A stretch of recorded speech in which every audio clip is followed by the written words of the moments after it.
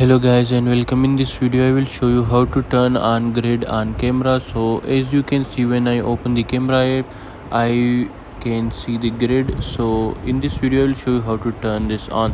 So the very first thing you need to do is go to settings, and here in the settings you need to scroll down, and here you can see the camera app. So just simply tap on camera.